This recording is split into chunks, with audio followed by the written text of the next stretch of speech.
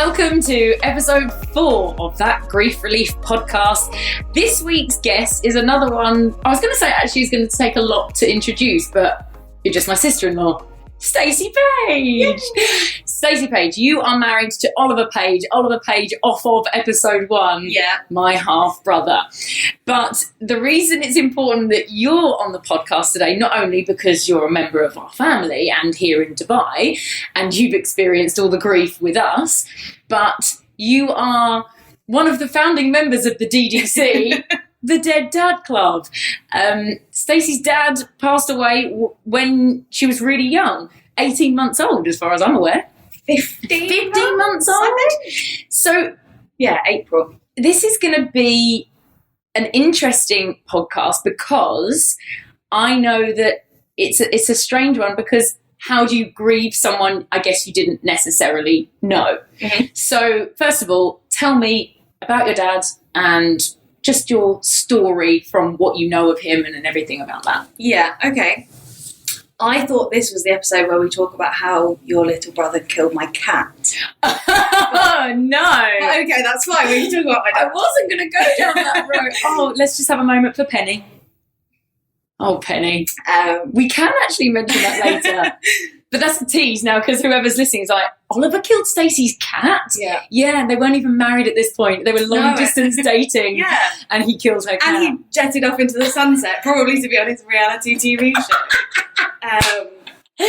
So many things. Hang on, I will interject because I do want to get back to your dead dad. But Stacey started dating my brother, which again is weird. Why didn't I mention that? You really met Oliver at his dad's funeral. Yeah. You knew each other before. I welcomed him to the D.D.C. and then pounced on him. That was founding member. Welcome. So, okay, right. You're right. I've done really badly here. Let's backtrack a little bit. Your mum is very good friends and works with Oliver's dad's wife. Yes. Right. Okay. So Oliver's stepmom, if you will. Widow. Indeed. Now, widower. And you went to university in Bournemouth. Oliver lived in Bournemouth. So doing things that mums do. It's like, speak to Oliver. And I think you spoke a couple of times and that was it. We messaged a lot and we met up once. Oh, really? For a Chinese. Nice. And then never spoke. Oh, okay. That sounds Well, I mean, not right. never. We speak now. Well, there was like a 4-year hiatus. Yeah. And then Oliver's dad passed away, which is another episode. And then you officially kind of, not rekindled, but you re-met at the funeral. And I know full well that it wasn't love at first sight at the funeral because Oliver was very drunk and ended up vomiting outside the pub at the wake. Yes, and my mum forced me to say goodbye to him to be nice. No, that part I didn't know. Yeah. Oliver Page. And he smelled like sick. Oh! I had to give him like a little... And it was really awkward anyway because we hadn't spoken in like 4 years. Yeah, of course. Apart from my rambly Facebook message. Yeah. I found out his dad had died. But yeah, anyway. But that's so nice. I love that. And that just shows your personality anyway, because you'd reached out, hadn't you, and said, I'm just, so sorry about what's happening, because he was travelling back from New Zealand.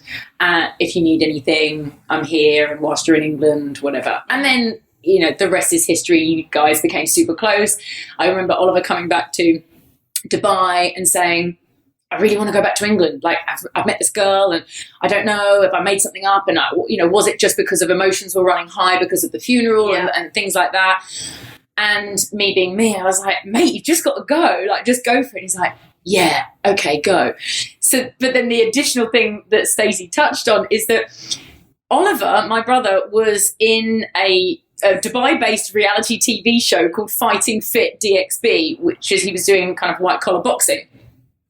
Stacey, at this point, hadn't told anybody at home that she was dating this guy because you never know, it might not work out, whatever. Yeah. Then tell me what happened with the delivery of flowers. So, I kind of just kept it on the down low, and Oliver, it was on his fight night, and obviously I didn't love the idea that he was going to get smashed in the face. Yeah, I had your number. Yeah. Please keep Stacey updated. Yeah, and you had to call me. And I think he called me and I was in Tesco car park, shout out Tesco, to be like, I survived. And I just had a little cry. And then he was like, I'm going to go get drunk now, bye. And I was okay. But yeah, so just before, so the day, I think it was the day of his fight, I would have been at work. Yeah.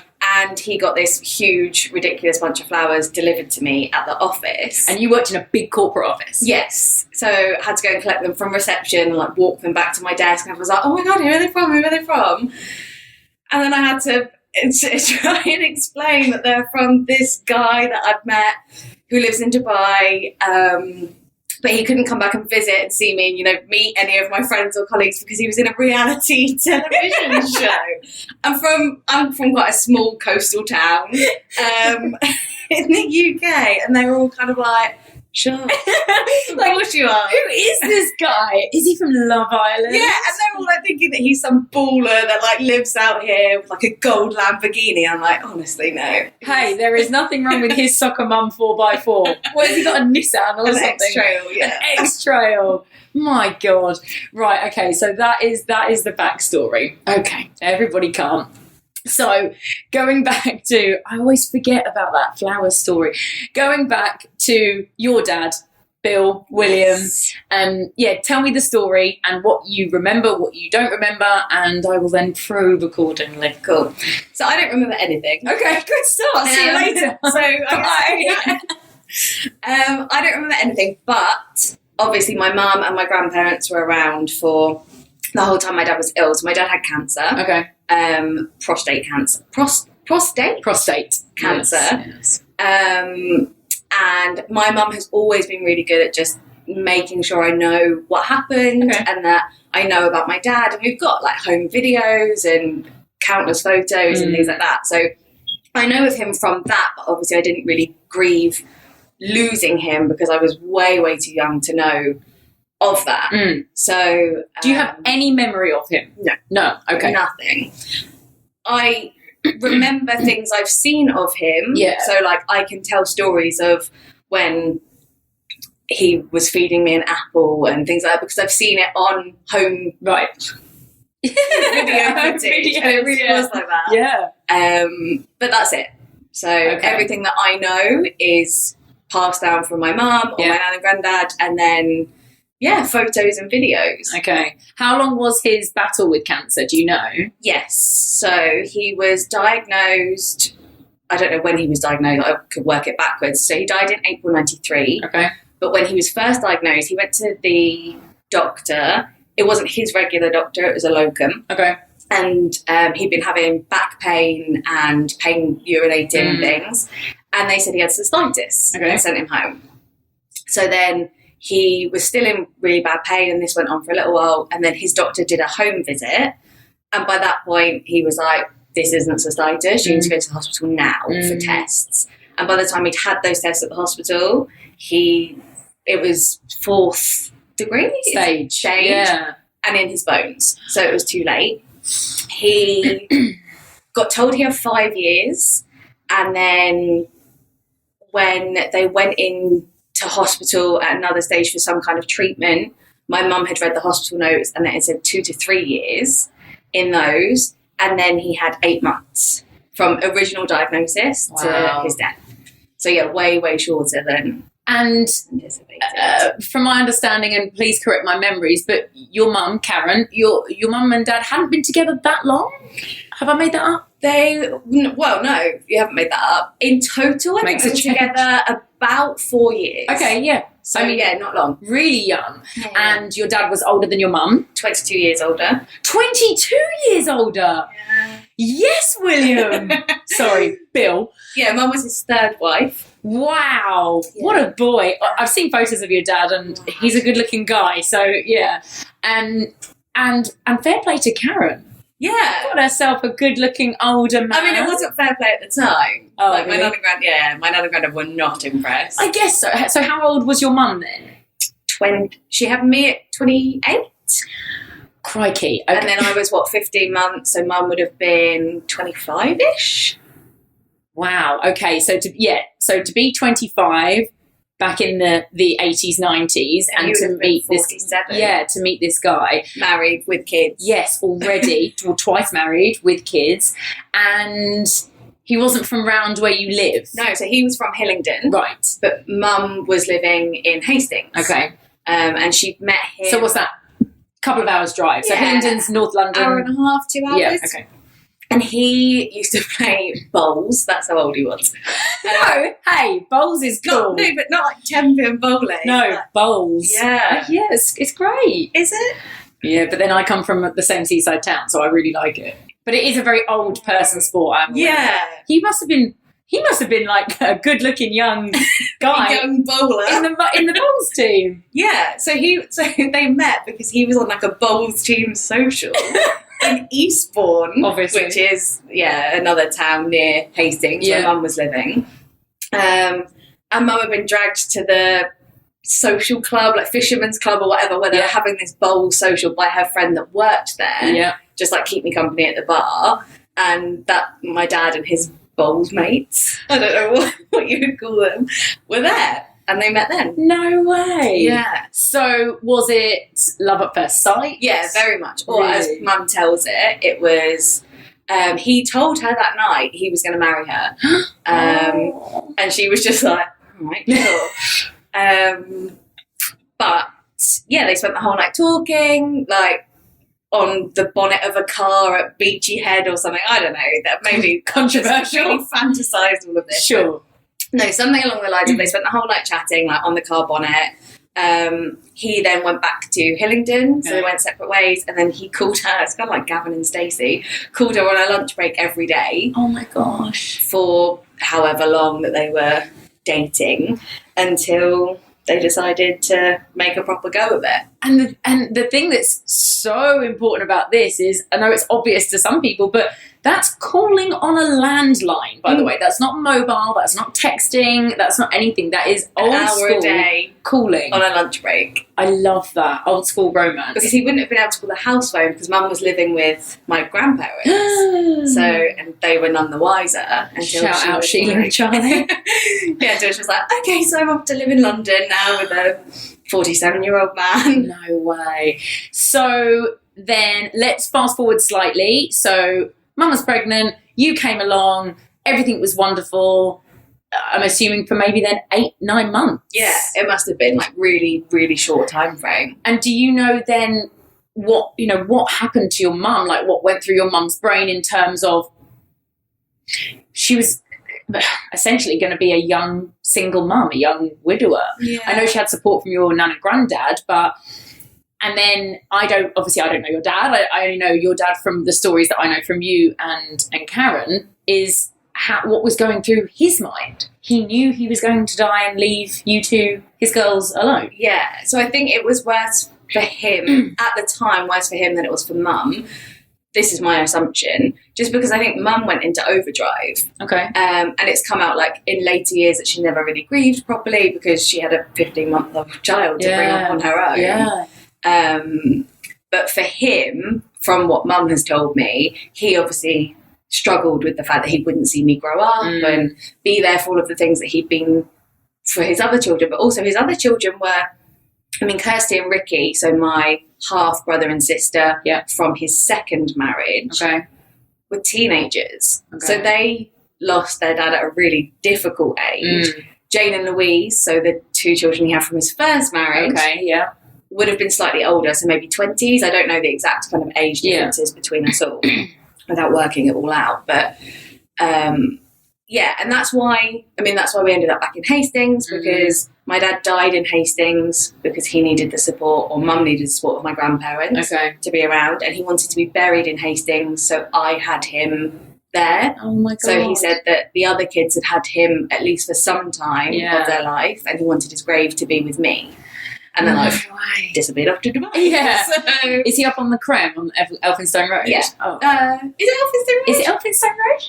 Near Helenswood? The Ridge. It's on the Ridge. Oh yeah, sorry, it's on the Ridge. Yeah. Yeah. I've been out of there far too long. That's so beautiful that he wanted to be near you at all times.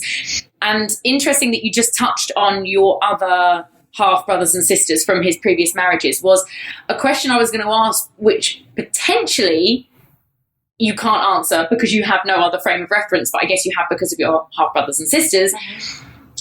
Do you think, and it's a weird question, but do you think you would have preferred it because you never knew your dad, or would you have wanted to have known him and then essentially lost him later on in life? No, I think I'd rather be in my position. Yeah, okay. And that not so much from my brothers and sisters, although my mum has told me obviously it was more challenging for them. I was oblivious at the time. Of course. And I've had the absence of a father figure, say, as I've grown up, but seeing some of my close friends that have lost their parents at an older age, that's horrendous. Like, the thought of losing my mum and how I have been brought up by her and know her, that's, in my opinion, is far harder. Why do you think that is? Just because you have that attachment, and it is almost that you don't know what you've got until it's gone, and I have nothing. Yes, there's been times where I've been like, oh, I wish I had a dad for this, or, you know, what? What are those football matches? Do you play a lot of football matches? No. Yeah, obviously. No, but growing up, I was a really big football fan, and Mum hated football. And I remember saying to her, like, if Dad was here, he'd take me to a football match. She's like, yeah, well, he's not. Okay. So you're not going. Really compassionate family. Harsh, Karen. Harsh. But yeah, like that kind of thing. Or my graduation, I found it really weird that like everyone else, well, not everyone else, obviously that's a very sweeping statement, of course, but the majority of my friends had their mum and dad there, whereas I had my mum and my nan, which my nan has been a huge part of my life, bigger probably because of the absence of my dad, but you still kind of feel a bit odd about it. Yeah, of course. And yeah, like just, I know that my mum felt it really badly on my wedding day. Funny enough, I didn't, but I was talking to Oliver about this the other day. And I think if I'd married somebody who had, this sounds really awful, who had their mum and dad, maybe I would have felt it a bit more. But the fact that he had no parents there and I didn't have a dad there, so I don't know. I think if I'd married somebody with that traditional solid family unit, I might have felt a bit more of an absence. And it was funny because, you know, I was one up on him. Yeah, that is so true. And he had grandparents because Nana Dorothy couldn't make it to the wedding in the end. Do you think, I've gone round the houses and I will come back to original questions, do you think that really strengthened the bond between you and Oliver? This kind of, you had something in common, not that you would chat about it, I guess. But yeah, I think not necessarily the dead parents, but the attitude towards grief, and I guess us both having to grow up, although I'd only lost one parent, both having to grow up quickly, or just being exposed to, life isn't easy breezy kind of thing. Yeah, potentially that. I don't think it was something that concerned me. You kind of touched on it earlier when he said he came back and he'd met me and blah, blah, blah. When we first met, I was like, is this just because he's just lost his dad and he's come back and there's all this big mix of emotions? Like, is this... Oh, really? Yeah. And that's why it took a while. I mean, I lived in a different country, so it took a while anyway. But I think it took a while to really kind of sink in that it was genuine outside of that, because you just don't know how different people react to grief, or if his emotions were in overdrive or whatever. But yeah, I think the way that we handle those situations and the way that my mum has handled it as well, because obviously that's had a huge impact on me. So I think that's brought us closer together, but I don't think the lack of parents has as such, because we're still very different. I will still call my mum constantly for anything. Don't rub it in. And that's what I mean, but I can't imagine what it would be like, what do you do if you don't remember how to do something, or you don't know, like, who do you call? Well, good question. If it is silly things, I'm not a very good cook, as we know. But if I do have a quick panic, then I've still got my stepmom, my dad's widow. So there's that. Other than that, it's Siri. I know that sounds ridiculous. Yes, Siri is my replacement parent for things. But then, I know your mum did an incredible job of bringing you up. And this is where the difference is that I did have my parents until only 10 years ago. Is that I'm pretty self-sufficient. Yeah. I remember literally the day I passed my driving test, my dad taught me how to change a wheel. because he said, I'm not having no daughter of mine having to depend on a man or anyone else to change a wheel. And actually, I'll say hello to my friend Sarah Rogers, because she got a puncture on the A259 and I changed her wheel. And she was like, how do you even know how to do that? Yeah. So I am pretty self-sufficient with things like that. But then now, for other things as well, of course, I've got Russell, you know, my brother from episode 2, if you haven't listened. So he then kind of stepped up into that kind of paternal role, if you like. And that would be weird things. And again, what you're asking is like, when you're going to buy a car, you know, who do you ask to go with you to buy the car, or when you're looking to buy a house and things like that? Like, there is that one person that you go to for advice. I was just about to say as well, I was fortunate because I went to my in-laws. Like, my father-in-law is like a font of knowledge with all things like that. You don't even have that option. No. So there's nothing you can go to. But your relationship with your mum is phenomenal. And at times. Hey, you could have taken that as a good or bad phenomenal as well. True. But it really is. Your mum's an amazing person, and at times. Stop being mean to Karen. But you, and I think you can't answer the question whether would that have been the case if your dad was around or what have you. But how has it been for you, almost looking after your mum? Because does she still grieve your dad 29 years on or whatever? Yeah, for sure. And I think it's worked both ways. I think it was really tough for her, obviously, when I was younger, being that single parent and not wanting to conform to the stereotype of single parent families. And, you know, you watch these shows like Jeremy Kyle back in the UK. That's the second mention of Jeremy Kyle on the podcast. Shout out to Graham. But yeah, you always used to watch those things, and they used to make me really angry when I was younger, because it would always be single parent families or people that were raised without a father figure, and that's why they've gone off the rails. I'm sorry, that's rubbish. That's not why they've gone off the rails. I mean, I also went off the rails in my childhood. Not majorly, but a bit. That's not because of my mum raising me on. I'm sure I would have been a bit of a twat with or without a dad. Do I have to click explicit if you've said twat? I'm going to say no. If we're American, maybe they get more offended. You may continue. But twat in English doesn't really mean anything. My cat's a bit of a twat. Like, there we go. It's very light. That was the first one I could reach. I was going for so many others. And I was like, no, don't do it, Danny. It's a certain term of endearment, isn't it? Yeah. Anyway, what was the question? Talking about you supporting your mum and her grief. Yeah. And when I was younger, I was kind of oblivious to her grief. Okay. Like younger. And actually looking back on it now, hindsight as a wise older woman, of course. But again, a bit of a twat. Like, no way. Yeah. Just things, not really appreciating how hard she'd worked to get where we'd got to, and not appreciating, you know, one income in a household, or the fact that, you know, we even had a house and we weren't in a council house. Which, not that that's a problem, but my mum chose to buy a house instead of doing that and not claiming benefits and things like that. Whereas I would just be like, well, how come so-and-so can go on holiday to Mallorca and we can't? And how come they can get the brand new phone and I can't? And then there was a few times where mum would be like, because I'm on my own stage and I always have been, and I'm doing this, like, I'm doing the best I can. So her frustrations would come out then.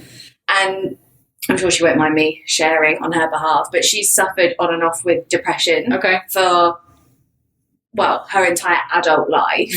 And when she's seen counsellors and things, it stems back to not grieving properly for my dad at the time that he died, because she was thrust into caring for me as a 15-month-old, and just dealing with everything, and even sorting out the funeral and all of those things, then getting a part-time job, and who's going to look after me in the daytime. I can't even imagine what she went through after also losing her husband, who is, and still to this day, the love of her life. She's never remarried. She's not with anyone else. No, not. She's dated on and off. But there's been no Uncle John or something. Yeah. But that was the other thing. She essentially put her life on hold to raise me because she didn't want it to be like that. She didn't want to have different relationships in and out all the time. And she just wanted to focus on us. So, yeah, I don't think our relationship would have been the same had Dad been around. That's not to say it would have been better or worse. It just would have been a different dynamic. But us being so close also has had its downsides because we have rubbed each other up the wrong way. And then, yeah, as I've got older and she's had bad patches, I've been been her central support system because she doesn't have a husband to support her. So that then falls to me. And then, like, moving away and being here, you then get that guilt and all that kind of association. So it's the fact that her support was taken as well as my support as a parent.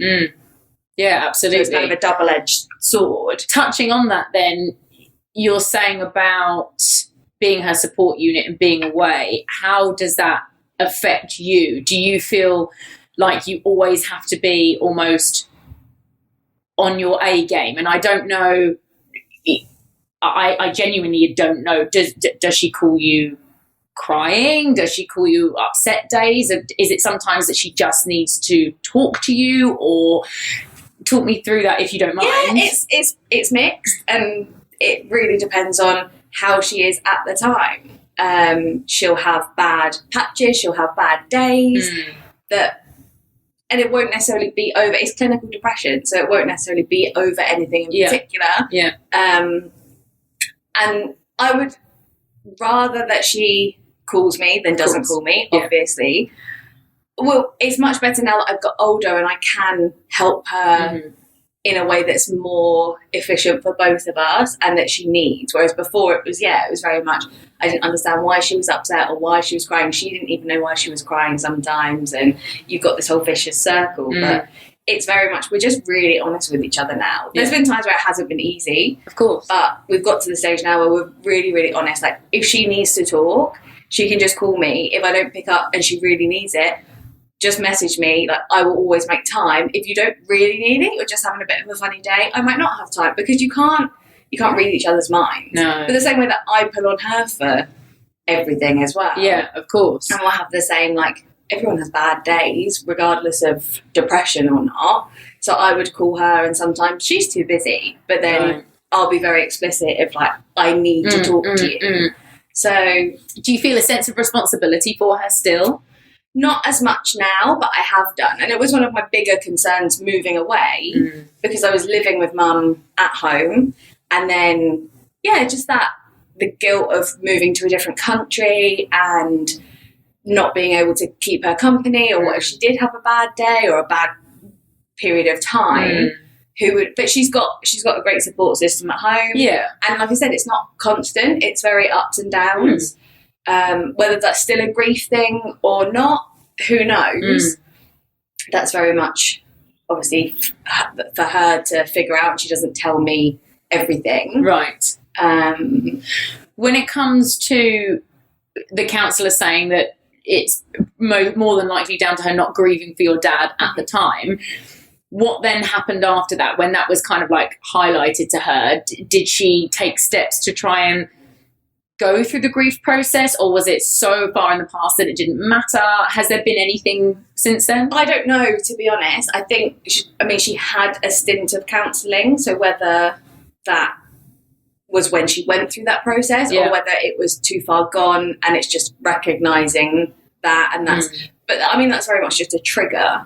Everyone who has ever suffered with depression or knows someone that suffers with depression, it's different for everybody. For her, that was obviously a trigger point, but that's not necessarily why she might have depression today or tomorrow or in a month. Yeah. And she won't feel that that's associated with my dad necessarily. It's just a mental illness, isn't it? Of course, yeah. Has there ever been a case where, because you mentioned about, certainly with people with clinical depression or mental health, is that sometimes you don't know why you're upset. You don't know why you're crying. So then as that support person, it's, okay, so what advice, and this is a question to you, what advice would you give if you are that person? Do you know what I mean? If you are that support person, is it the hugs, the ice cream, the whatever, but like what advice would you give to people? Because I think people listening now might be, I would not have a clue what to do. Yeah, and I think that is the case for a lot of people. And this is a really vague and not very helpful answer, because I genuinely think everyone is different. Like with mum, I would never go and give her a cuddle. Like that's just going to, I don't know, sometimes she would want a cuddle. I'd ask her, do you want a cuddle? Yeah. Do you not want a cuddle? Because sometimes she doesn't want to. She just wants to try and pull herself together and get on with it. I know that she goes into work still, even when she feels really, really rubbish, because it just helps her to get out of the house and be around people and be on autopilot. I think the main thing is just checking in. And I think there's so much, there seems to be more awareness on checking in with people. Yeah, and especially now with COVID and checking in on your friends and your family and people you haven't heard from. But it's so important, and also not to just take, I'm fine, for granted. And to delve into that a little bit more. Like, how are you actually feeling? And to even sometimes, like, probe at it a bit. I'm quite, sometimes with my mum and my friends as well, don't always appreciate it. I can be quite blunt and quite direct and call people out for it. And like with my mum, if I can tell something's not right, I'll be like, what's wrong? And even if she says it's nothing, I'll probe and probe and probe, because I feel like it's better to just get it out. And there's been times like that with Oliver, with my friends as well, where I can come across maybe a little bit harsh sometimes, but from the best interest. And I know that, like, I've had patches. I suffered with depression when I was at university, very briefly, and you sometimes need someone to just, it's a bit of tough love and kind of like, but then that's not always the right approach. I was going to say, has that ever backfired, tough love? In the moment, yes, but overall, I don't think so. Like, I feel like there's been times in the moment where I might have upset my mum by digging a bit or calling her out on something, but then, you know, once the dust settles and we come back around to talk about it, and just having really open conversations about how you feel, how things make you feel. I'm very pro being in touch with your emotions in that sense. If you can. Not everybody can. Yeah, of course. And I know you've spoken to counsellors in the past yourself as well. You mentioned that you suffered from depression in university.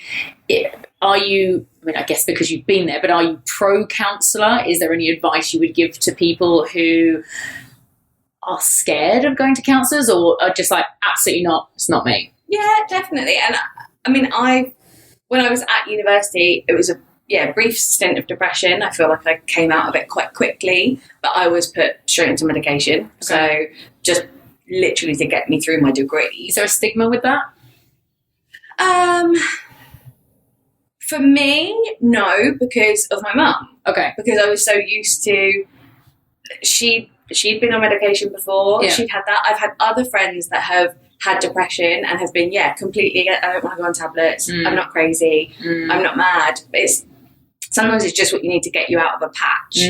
I'm not saying that was the right thing. Maybe it wasn't. But basically at the time, the psychiatrist that I saw was like, you've got 3 months to finish your degree. Right. Like, we need something that will work instantly. I wouldn't necessarily want to go straight back on medication if that happened again. Touch wood. Yeah. It hasn't. That's not real wood. Hey, that is a Pan specialist. That cost me 295 dirhams. As you were.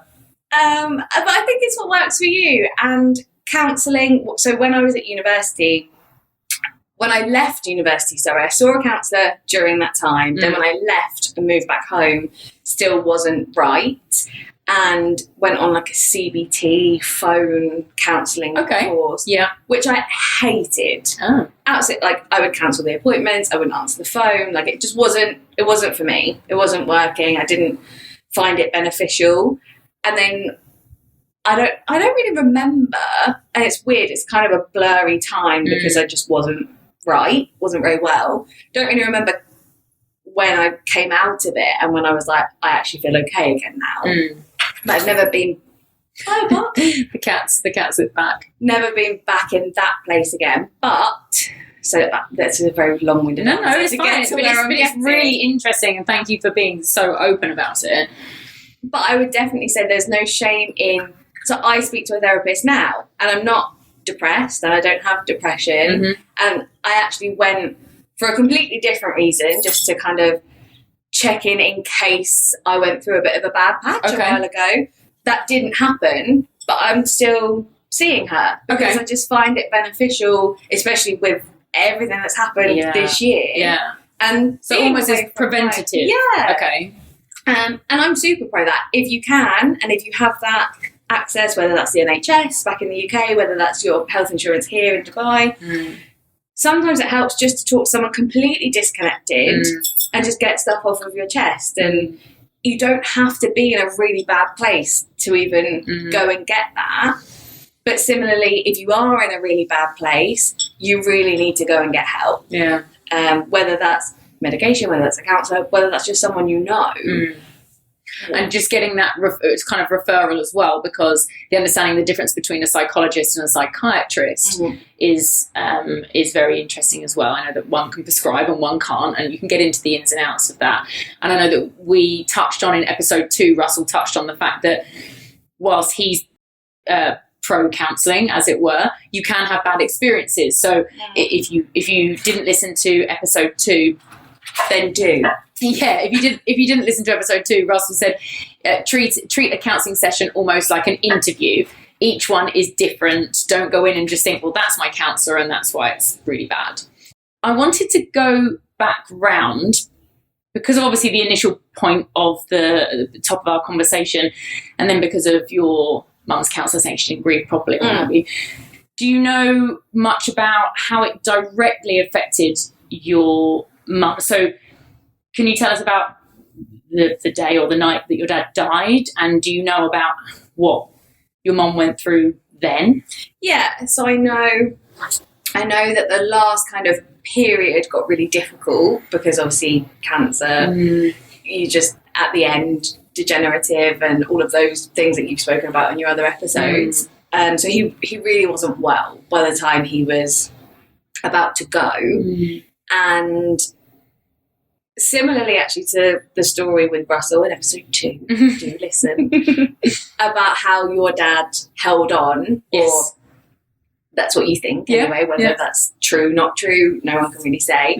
But similarly with my dad, he was really ill, he hurt a lot, and it would have been the weekend before he passed, we were at my nan and granddad's in Hastings.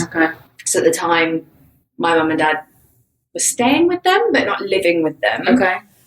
Because we lived in Hillingdon, and the reason for the move was, like I said, just for support for me growing up. I think my dad wanted to move to Hastings had he, not died. Not been killed. Yeah, he wanted to move there because he wanted me to grow up there, not grow up in Hillingdon. Because I think he just didn't really like Hillingdon anymore. So he was being treated at the Conquest in Hastings. Hastings Hospital, But he wasn't in. So the weekend before, he couldn't really walk. He couldn't really do anything. He was in pain, and he cuddled my mum apparently, which he hadn't done for weeks because he'd just been in agony. And he walked the length of the seafront. I don't know how long Hastings seafront is. Google Maps it. A couple of kilometres probably, But walked all along the seafront and back with me in a pushchair, kind of pointing things out and looking at the seagulls and stuff like that. And mum was like, he couldn't move. He could barely walk from the car to the shops without being in really bad pain. So she thinks he knew that was coming. Because it was then he went to the hospital, and then mum said he was in hospital for 3 days. So he died on the 3rd day of being in hospital. And that's when he really deteriorated. So just after that trip to the seafront. And mum had said one of the biggest things was she didn't want to see him die. She didn't want to wake up one morning and he'd be dead next to her. She didn't want to be with him when he was dead. And he actually wouldn't look after me on my own because he was scared he was going to die with me as a baby. Really? Yeah. So when they were living in London, mum was working still. He was obviously on long-term sick leave.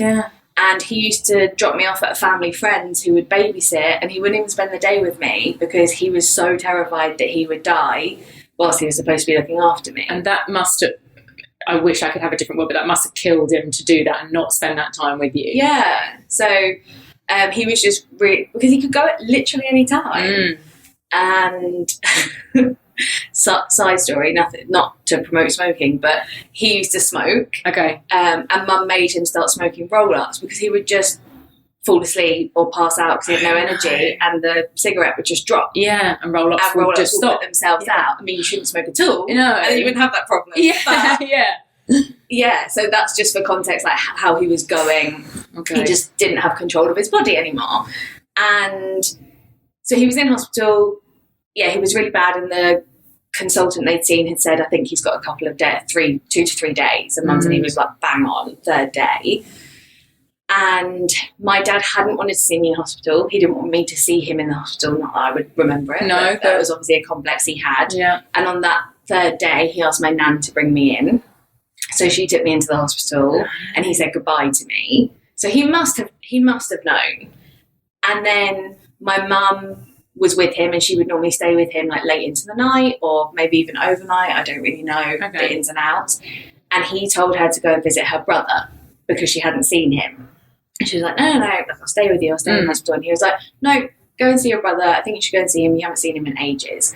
Bearing in mind that he knew she didn't want him to, she didn't want to see him go. Right. And her story, obviously, none of this is my recollection. Of course.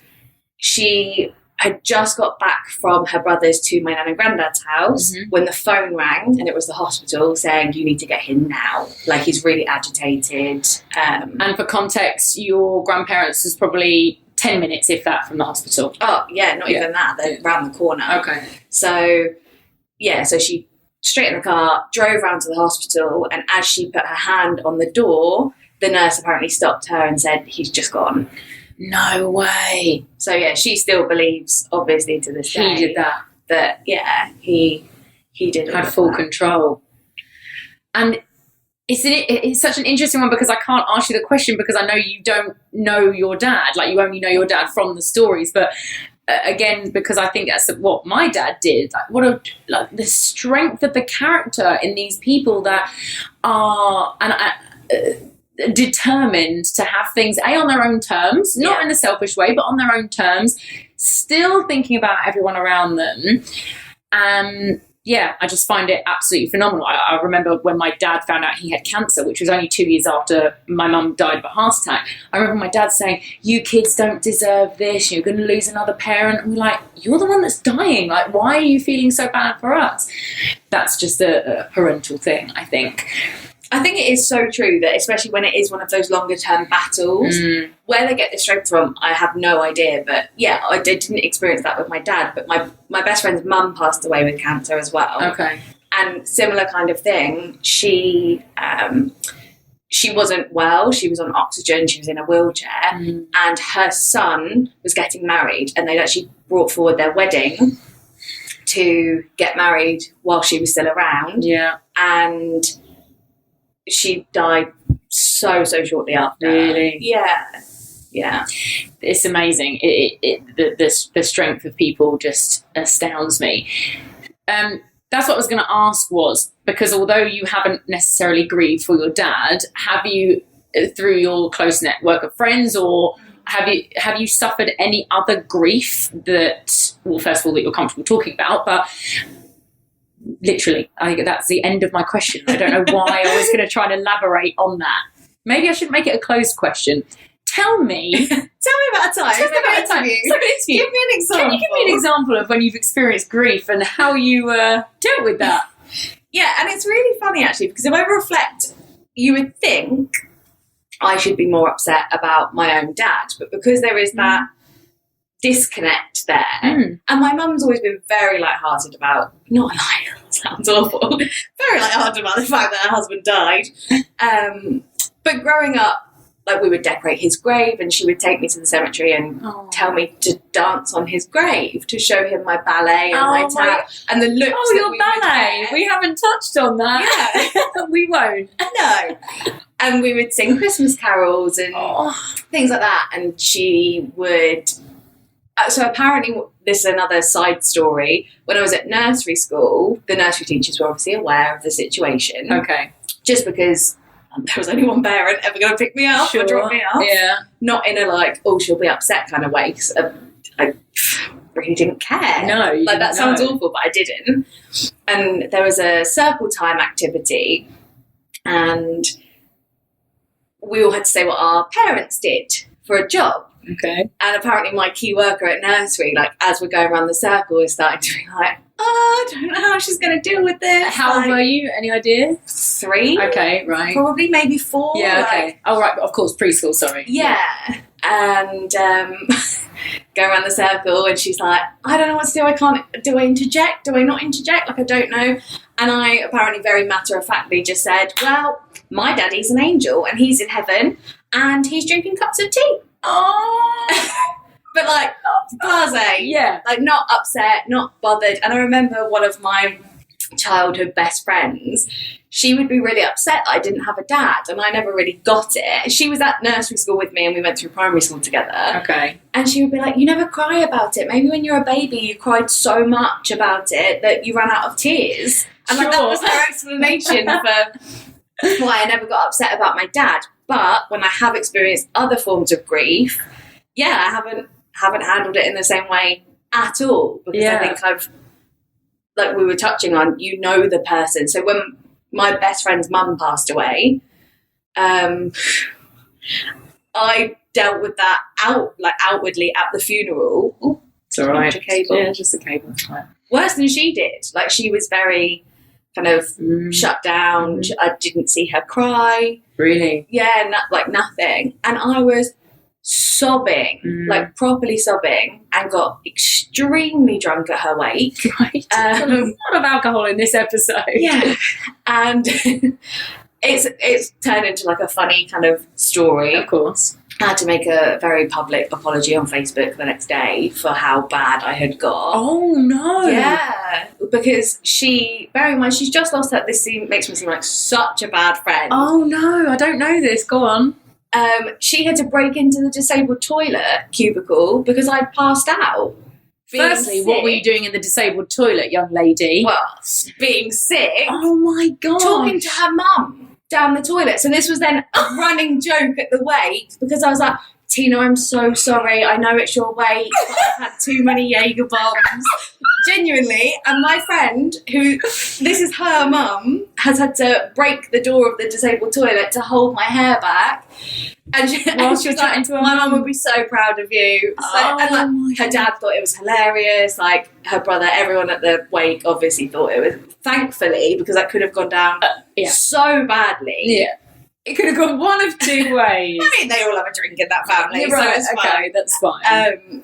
But yeah, and I didn't handle that clearly and that was, I think, probably my first real experience of grief. How long ago was that? Would have been, I think I would have just finished university. Okay, fine. So 2018. And if you were going to get really deep about it, do you think that then there was this connect where that was your time to grieve, or it wasn't? It was just that it was your best friend, you knew her mum really well, and you were just grieving the loss of a loved one. Yeah. And when my cat died. Yes, Penny. Took that really badly. Like, I didn't go to work the next day. Yeah, I've only just become, I've always had family pets, and now I have my own pet. A full-time cat mum. I'm a full-time cat mum, and I've become obsessed with my pet. So I wouldn't say, I've never actually said I'm a cat mum. People say they're dog mums and my fur baby. I'm not that far down the line, but the love I feel for this animal is ridiculous. So I do feel it is only right that we talk about Penny, and we'll quickly touch on Penny's demise, if you don't mind. Talk us through Penny's demise. So Penny the cat. Penny the cat was mine and my mum's family pet, and she was quite old, 11, 12. Yeah. I'm not great at this accuracy. No, that's fine. Dates. You did better than Danny in episode 3. True. Who doesn't remember any memory of his life, so that's fine. Just one big blank. Yeah. So yeah, but she was fine, like in good health. Yeah. Oliver came back. We were doing long distance at the time, so he came back to visit. I think it was Christmas as well. Great. Yeah, happy Christmas. Cheery, yeah. Just after Christmas, it would have been, and as Oliver puts it, she was a black cat. It was a dark night, and we were coming in the house, and Penny was coming in the front door, and Oliver slammed the front door as she was trying to get in. But not knowing she was there. No, Yeah. well, who knows? It's true. Apparently not intentionally, but... And Penny let out this screech, like, obviously, but then she seemed fine. Like, she came in and we were like, oh, like, stroking her, whatever, she was okay. My mum jokingly said, have you just killed my cat?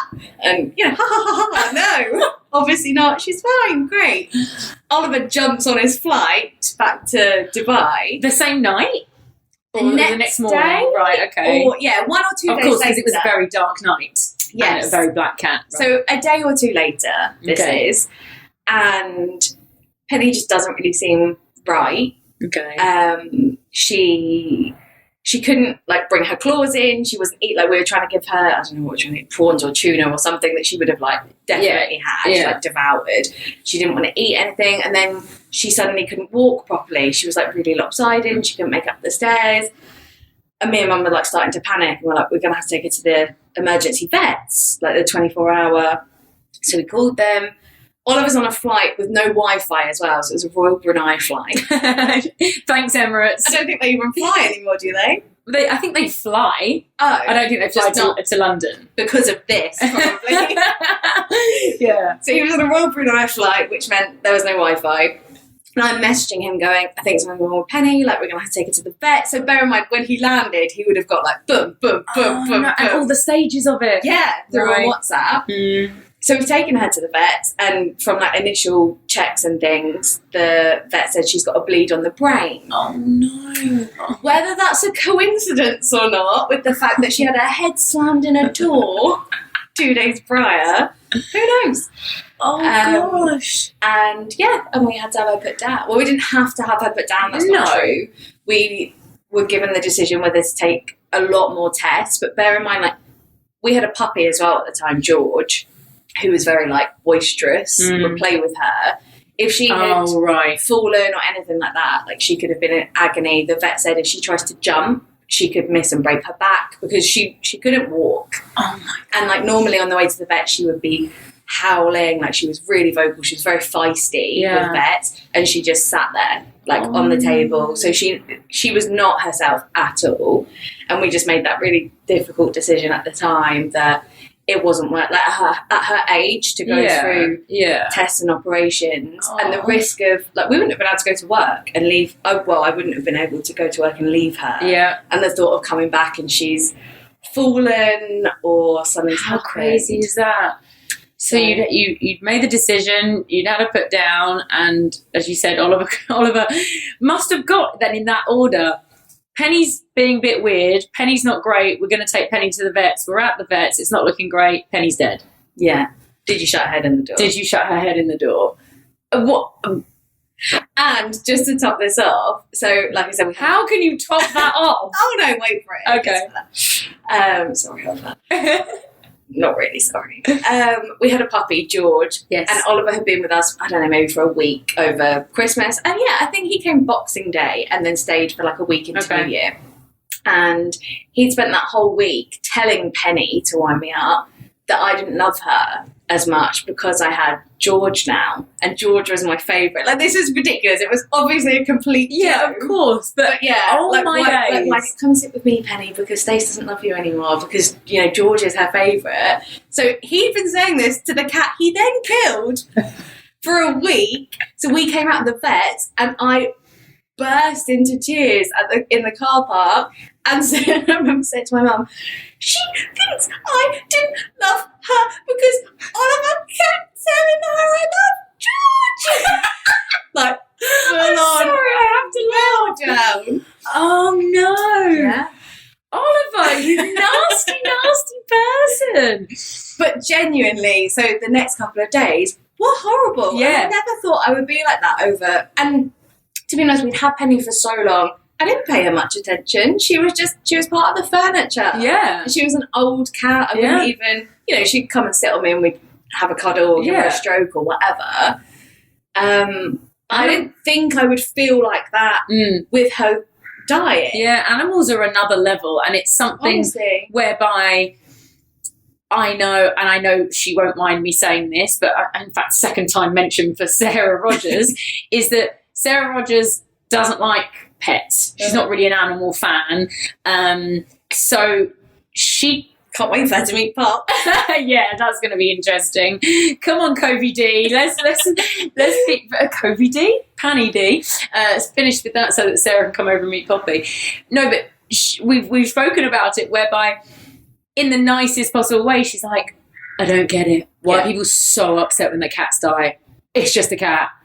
But I think I even felt like that. Like looking at people with dogs, because dogs have more personality. I don't know.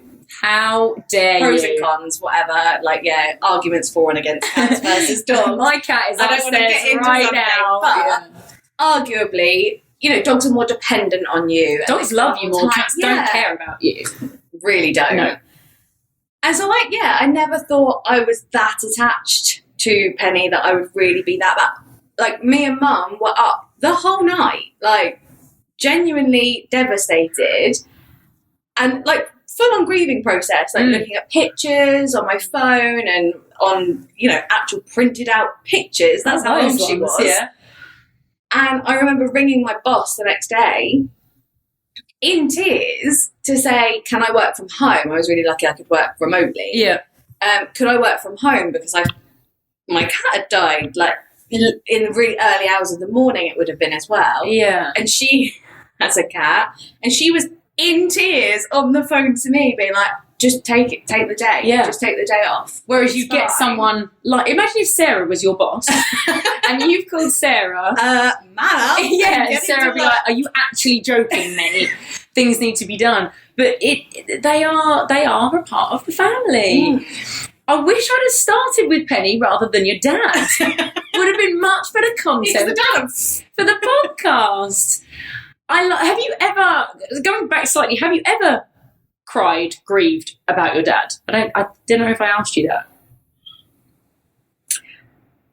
Potentially when I was younger, not that I vividly remember, but I remember there being times that I had said to Mum, so like Father's Day, I wouldn't necessarily get upset, but I'd go quiet, and Mum would probe, like, what, and I'd just be like, I just wish I had a dad to buy a Father's Day present for. Oh, nice. Or football matches. Yeah, or wishing, all the big things. Yeah, so wishing you had something rather than you're missing something. Yeah, so I wouldn't cry about missing him, but I would get upset.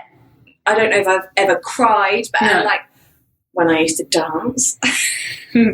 That's the second time it's been mentioned. And I did a show or like a festival or whatever they were called. No, it's called, what was it called? At the White Rock Theatre? Hastings something music festival. Was it just the Dance and Music Festival? Oh, Dance and Music Festival. Was it? Yeah. Hang on, it's a festival, there is dancing and there is music, and it's in Hastings.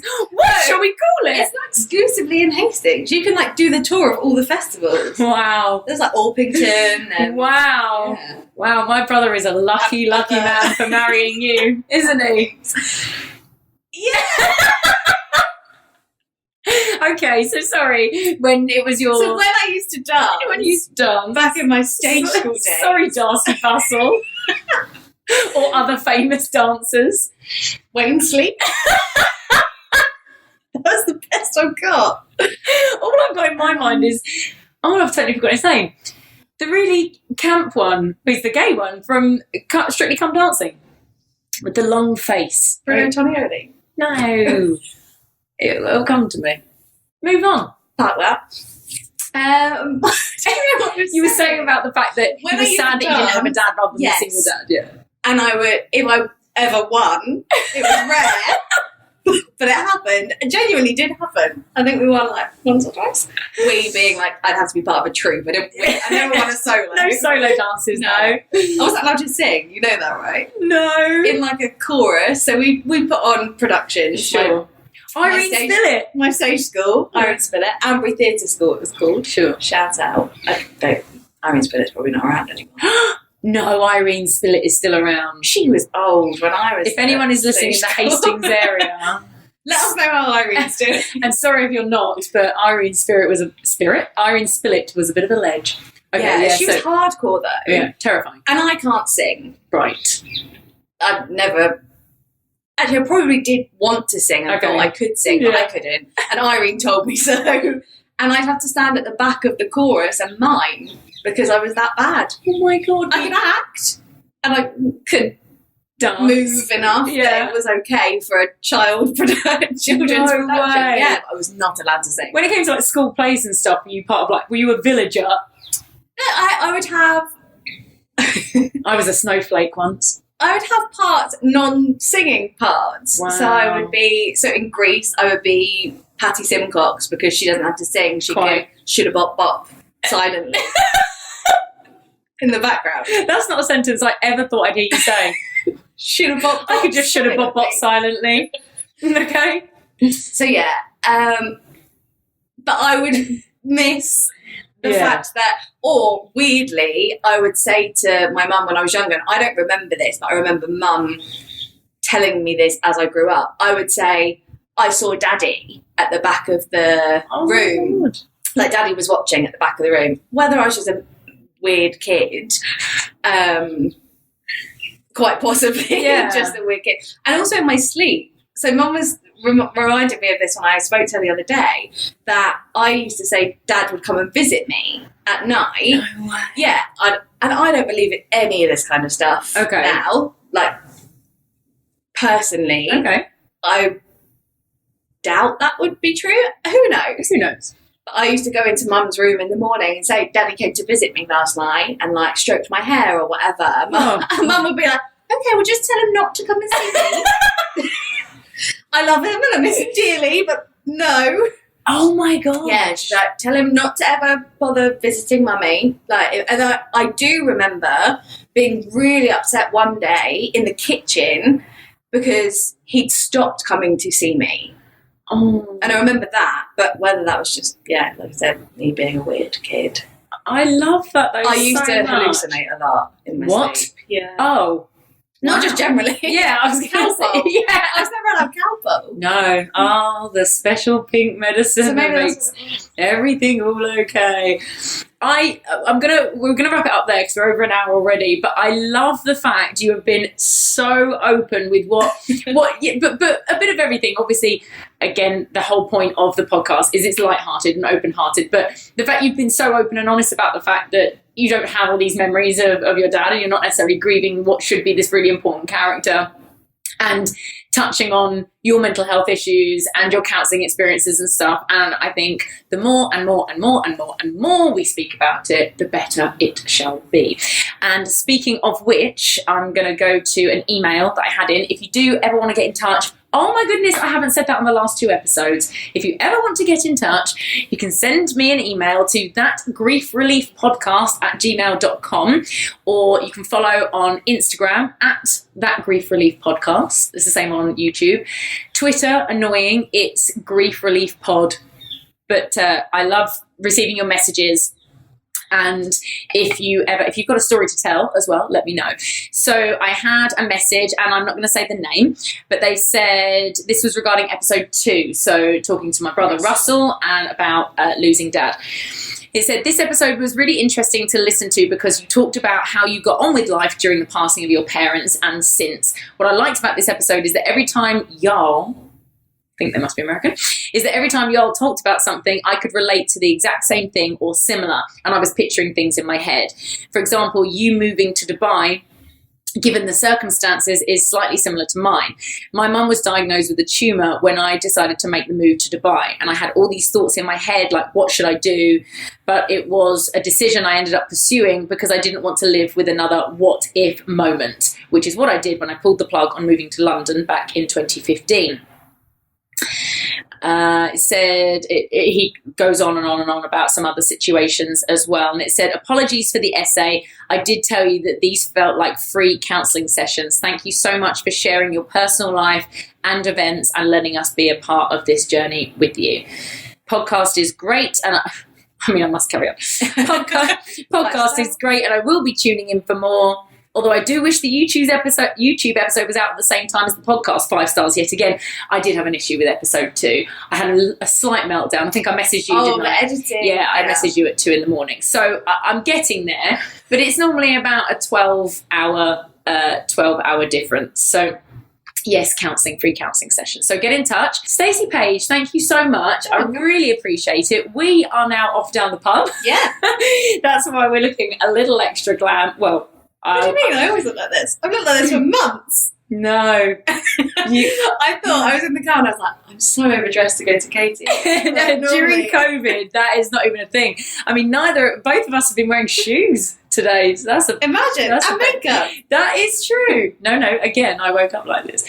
I will be changing. Stacey Page, thank you. Love you very much. Thank you. Thanks so much for listening. Follow us, like us, subscribe, 5-star rating. Follow us on Instagram. Love you. Bye. Bye.